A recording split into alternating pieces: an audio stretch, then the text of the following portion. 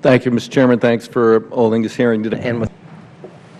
Thank you, Mr. Chairman. Thanks for holding this hearing today. I certainly agree with you about the extraordinary importance to the concentrated population on the East Coast of the United States on the use of this corridor on a daily basis in terms of the number of people that use it and the contribution to the economy and what happens when that corridor goes down. And I also agree that this committee does have a long-term commitment to Amtrak and other infrastructure needs in the United States. Unfortunately, that is not shared by your Republican colleagues on the Transportation, Housing, Urban Development Subcommittee.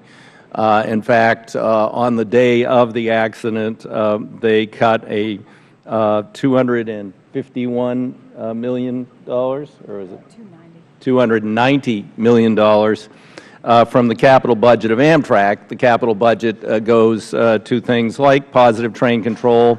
It also goes to things like the 140-year-old tunnel. If that collapses or becomes unusable, the system will totally be out of use for an indefinite period of time, or many of the 100-year-old bridges that need repair or replacement along that line.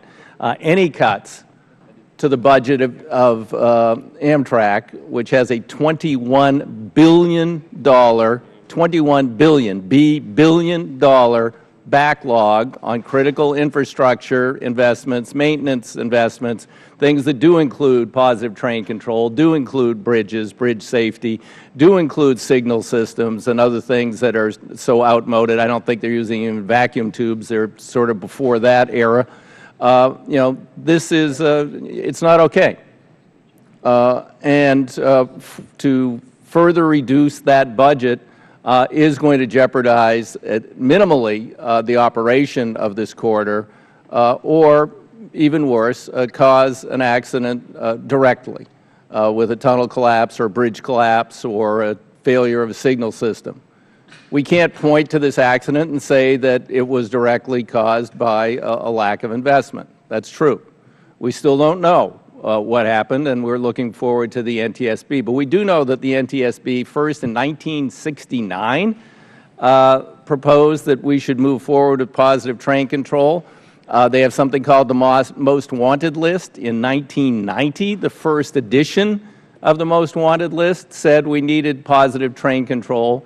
And since that time, quite a number of people have died in preventable accidents around the country because of the lack of positive train control. Yes, human error. That's what positive train control is designed to prevent, human error. This was probably human error. We still don't know if there was a mechanical malfunction. It's a relatively new train set. But we don't know yet. The point is, PTC could prevent accidents like this. It could have prevented many other accidents over the last 2 decades since it was first recommended by NTSB, and we need to move forward with all due dispatch in installing that system on commuter railroads and other passenger railroads and on the entire Amtrak system and on those required critical freight lines, particularly those carrying hazardous materials, particularly through urban areas. So I'm pleased we're here today to try and understand better what caused this accident, what we might do to prevent them in the future. I don't think we're going to get to any definitive point, but for me, a bottom line is we can no longer ignore a $21 billion backlog. We can't ignore we're running trains over 100-year-old bridges of dubious, stability.